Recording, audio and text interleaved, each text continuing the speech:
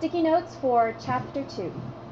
So Chapter 2 is about several topics that are reviewed for you from different sciences that you've had before.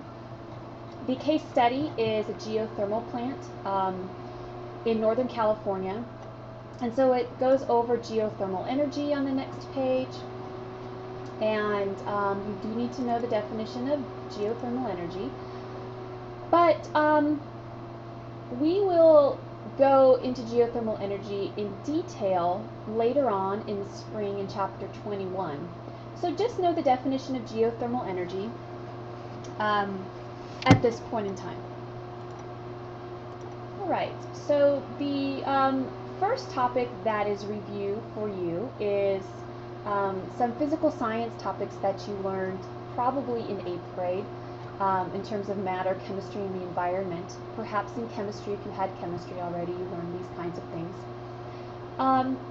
In 8th grade Earth Science, you may have learned some of this already. From this table here, you need to know the first 4 elements in order for the Earth's crusts: oxygen, silicon, aluminum, and iron. And then over here in air, you need to know nitrogen and oxygen. You don't have to know anything else from this chart. I've seen a previous AP question where the question is, which of the following is the most abundant in the Earth's crust? And oxygen is not an option. So you had to know silicon was next and choose silicon, because of the choices they gave you, silicon was the most abundant. Turning the page. This reviews the structure of atoms with electrons, protons, neutrons, and valence electrons. And from this page, really what you need to know concerns isotopes, radioactive, and half-life. And we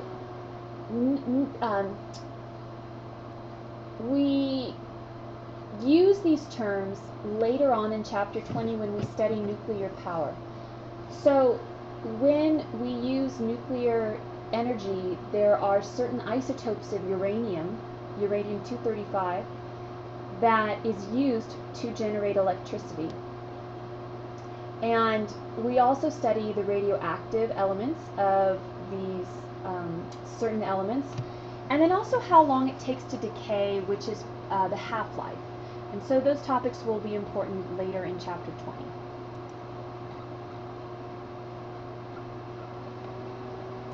Going to page 27. This reviews the structure of the water molecule. And in biology, you learn the water molecule pretty well. In fact, it was one of the first chapters in your biology books that went over the properties of the water molecule. And they are listed here, these 4. I highlighted water's heat capacity because water can absorb a lot of heat. It has what we call a high heat capacity. So you need to know these 4 properties of water: cohesion, hydrogen bonding, the heat capacity, and then the properties of ice, and how water is something that can dissolve other molecules. Turning the page. The pH scale is something that you've studied in many different sciences before, and if you recall, things on the pH scale going from 0 to 6.9 would be considered acidic, and the lower on your pH scale, the more acidic it is, so less acidic as you go up, and then you hit neutral, and then you get less basic, and then more basic, and then very basic as you go up to 14. What do these numbers mean? Well, they are the number of hydrogen ions in the solution, and as you go up a number, you go up by 10 times factor each number that you go up. So know the pH scale, what's an acid, what's a base. Also know that each number on the pH scale represents 10 times the hydrogen ion concentration, and it does multiply. So for example, going from 2 to 3, you have 10 times the hydrogen ion concentration. But if you go from 2 to 4, it's not 10 plus 20, it's 10 times 10. So 4 has 100 times more hydrogen ion concentration than 2. So it goes up exponentially, which means multiplying. On this page also we talk about hydrocarbons. Hydrocarbons are, some examples are crude oil, petroleum products, natural gas, coal. By the way, petroleum products are made out of crude oil. A hydrocarbon is made only of carbon and hydrogen, hence the name hydrocarbon. And when you burn a hydrocarbon, it releases carbon into the atmosphere. Now, carbon, in the form of fossil fuels and even things like trees, has been a good thing because it's created our wealth and our modern lifestyles. But there's been some bad things that have come as a result as well, including air pollution, water pollution, and climate change. And so our new task as human beings and scientists is to come up with sustainable solutions that are not hydrocarbons that can continue this wealth in our modern lifestyles. Now, carbon atoms are very social. They love to attach to other things. When you heat living things like a tree or fossil fuels, which are ancient living things, and I spelled fossil wrong, so let me fix that.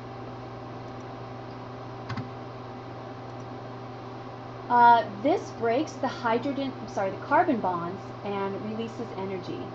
Now, these broken carbons are very lonely. They don't like to be by themselves, so they connect with 2 oxygens and make carbon dioxide.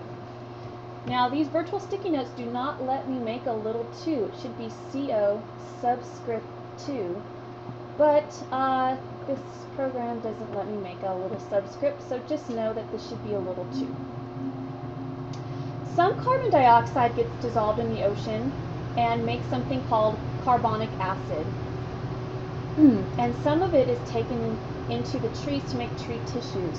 And trees and plants do this through photosynthesis. And a popular misconception about photosynthesis is that in photosynthesis, a lot of times students and people believe that carbon dioxide gets turned into oxygen.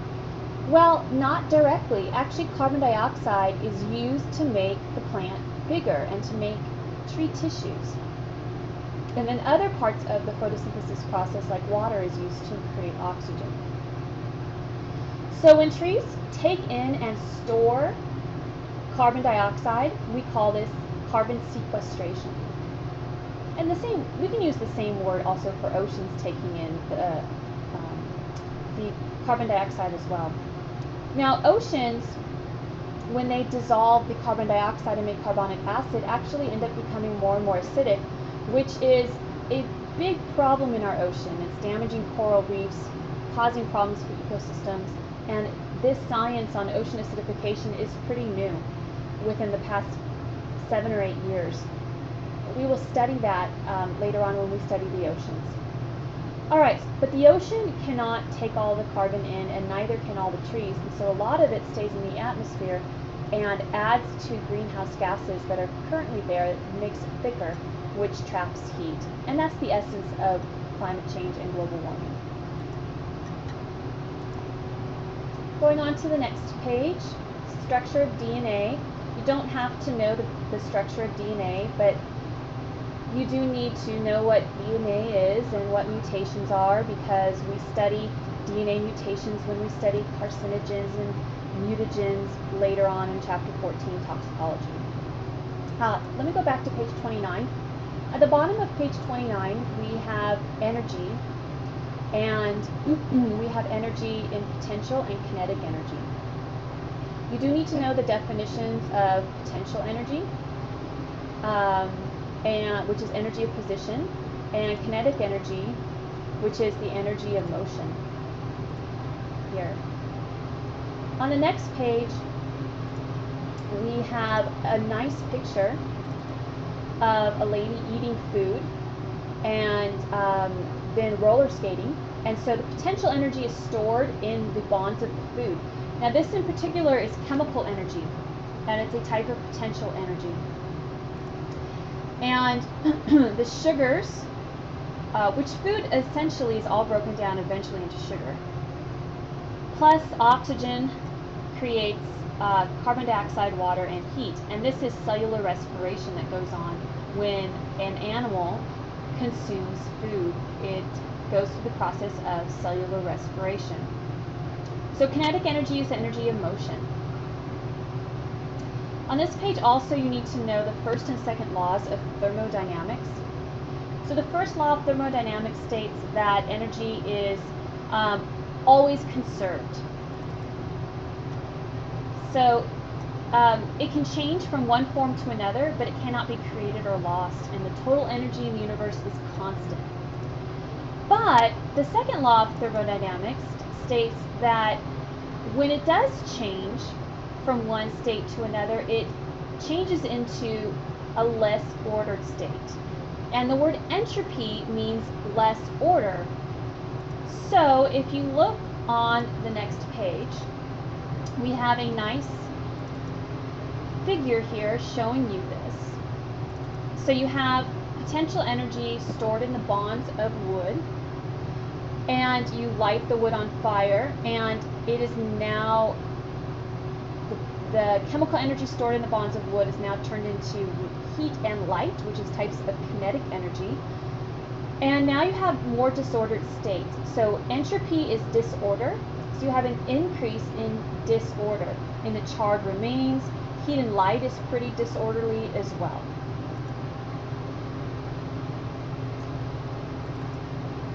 On this page you have some terms that are reviewed from biology: autotroph, primary producer, photosynthesis, heterotroph.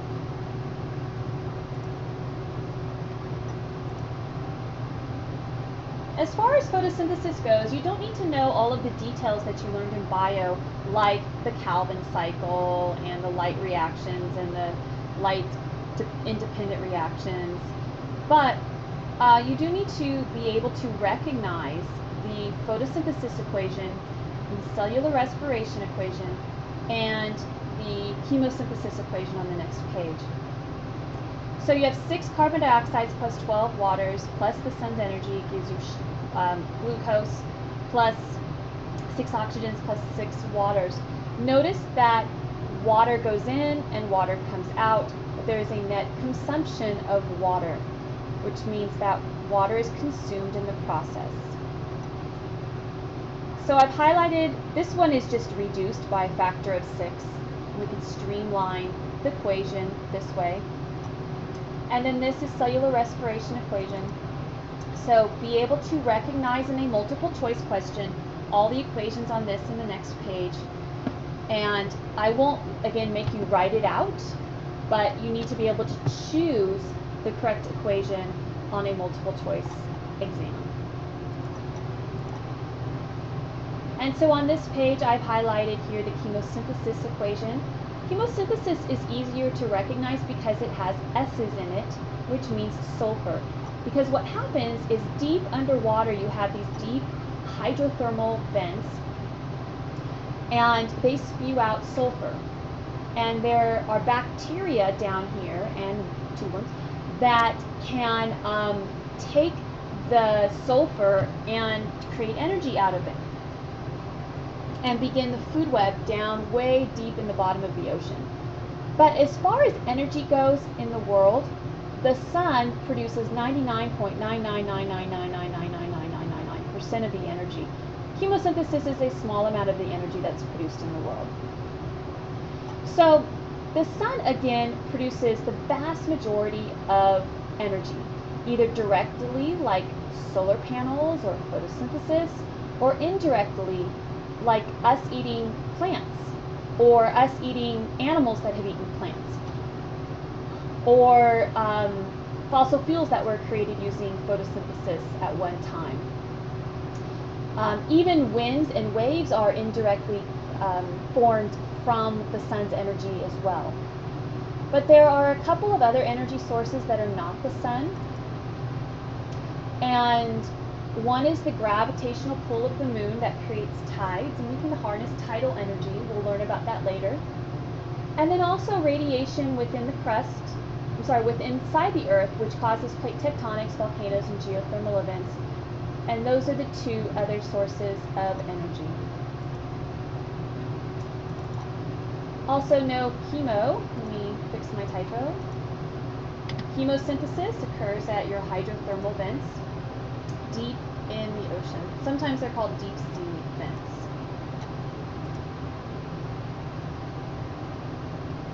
We have the layers of the Earth here. You need to know the basic three: crust, mantle, core. You don't need to know all of these other little tidbits, just crust, mantle, core. And then on this figure here, it explains how geothermal energy works. Some places the magma, or lava is sometimes what we call it, is really close to your groundwater, and we call them aquifers. And this magma heats up and makes the aquifer steamy and hot, and sometimes boiling. And if you have a crack or a fault in the ground, it can come out like a geyser. This is what happens at Yellowstone National Park. Or you can tap that hot water and generate electricity by the steam spinning turbines. So know both these figures, the layers of the Earth, crust, mantle, core, and also how geothermal energy works in the second figure. Let me fix my N. It's bothering me.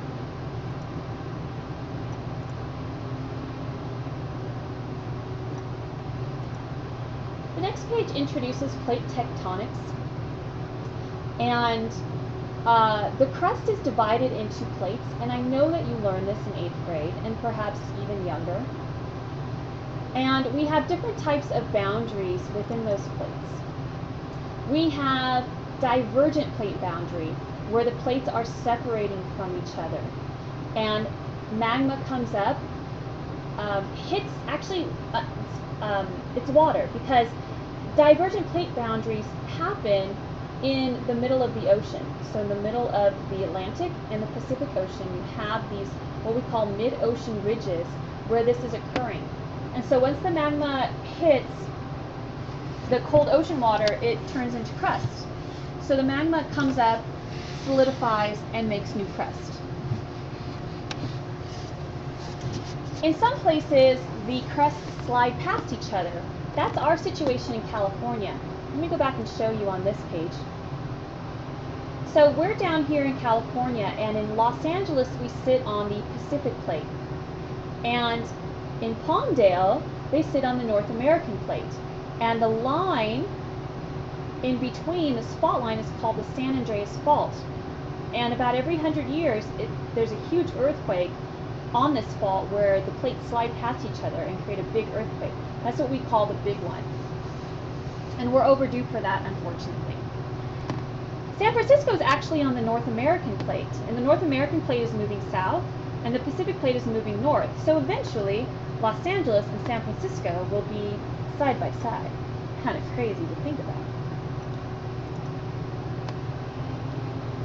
All right, so the plates that slide past each other are called transform plate boundaries. Sometimes they're called slip strike faults. Now, there's a couple of instances where we have convergent plate boundaries where plates come together. Now, if you have oceanic crust, which is made out of basalt and it's denser than continental crust, which is made out of granite, then the denser crust slides below the lighter crust. So oceanic crust slides below continental crust. But then it actually, on the continental crust, some magma is forced up and creates volcanoes and mountain ranges. This is the range of the Cascades, which is Oregon and Washington and up into Vancouver, British Columbia. And so you have Mount Hood, Mount Rainier, Mount St. Helens. These volcanoes were all created from this situation. And off the coast of Washington and Oregon, you have this big trench. And they've actually had tsunamis in Oregon before, about 50 years ago, when the plate here moved a lot below the other one, and then the displacement of water actually creates a tsunami. That's what happened in Japan a couple of years ago with their giant tsunami. They also have a big trench off of their coast, and the plate started sliding and displaced a bunch of water, which caused the tsunami. So the earthquake, it shakes, the displacement of water, and then a tsunami. In California, we don't have a huge tsunami risk because we don't have this kind of convergent plate boundary. We have this one. All right, in some places you have continental crust coming up against continental crust. They converge together, and because one is, or they're about the same density because they're the same type of crust, they actually push each other up and create mountain ranges. So this is what's occurring in India. Let me show you that plate boundary on the previous page, right here. And the Himalaya mountains keep getting taller and taller because the Indian plate is being pushed against the Eurasian plate.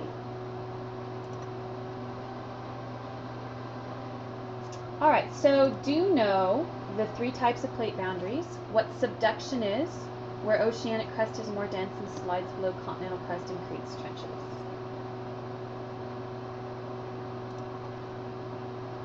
By the way, if I go too fast on these sticky notes, you can just pause the video.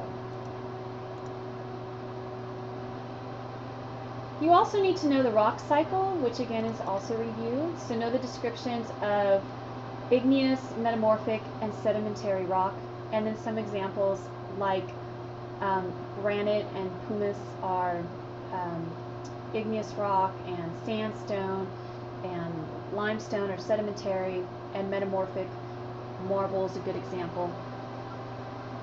Sedimentary rock is in layers, and we call this lithification. In fact, I think I'm going to add that to your sticky note.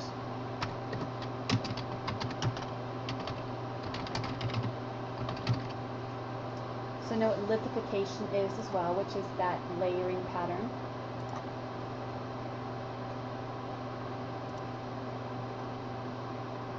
And going on to some nice pictures of the different types of rock. Now here we have layers, but this is not sedimentary because heat and pressure actually turned it into metamorphic. So it changed sedimentary rock into metamorphic through heat and pressure.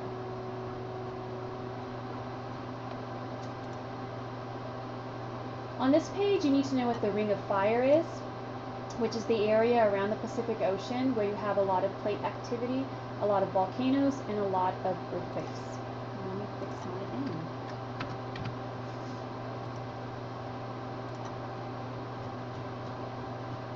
As far as earthquakes and landslides go, well actually let's talk about volcanoes first. So there's a type of volcano that's not in your book, but you need to know it. It's called a volcanic arc. And this is when you have one plate of oceanic crust subducting beneath another that results in arcs of islands. So on the plate that is, well, let me back up. So oceanic crust and oceanic crust should be the same density because they're the same type of crust. They're both basalt. But actually, older crust is more dense because of the buildup of sediments in it, on top of it. And so the older crust will subduct below the newer oceanic crust. And where this happens, you also have trenches. But on the other newer continental crusts, then volcanoes can come up and create islands. And we call these island archipelagos. And we have a couple of examples.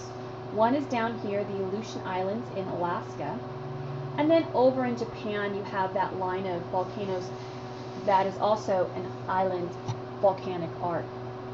And the subduction in the trench is that plate process is what created the earthquake and tsunami in Japan. Another type of volcano that you need to know about is a hotspot volcano. And this is where magma comes up through a crack in the middle of a plate. And the lava, the magma comes up, hits the water and hardens. And then more comes up, hits the water and hardens. And eventually, over time, that buildup creates an island. And then the plate moves. And so the plate moves, and then more and more islands are formed. And so the theory is that the Hawaiian Islands are formed from this hotspot volcano. Scientists believe that Yellowstone National Park is also a hotspot volcano. It's just a flat volcano in the middle of the North American plate. And that is the Yellowstone caldera that they believe erupted a while ago. So what you really need to know about landslides and tsunamis is some of the health effects that are caused when you have natural disasters. And we study those later in terms of human health, the pathogens that came. You know, in Haiti, they had that enormous earthquake. And with all of those people, a lot of people died from diseases because the water ended up flooding in, and people were out of their homes and they didn't have clean drinking water and clean sewage, and that's really more in apes what you need to know about those natural disasters. And that is all for this chapter.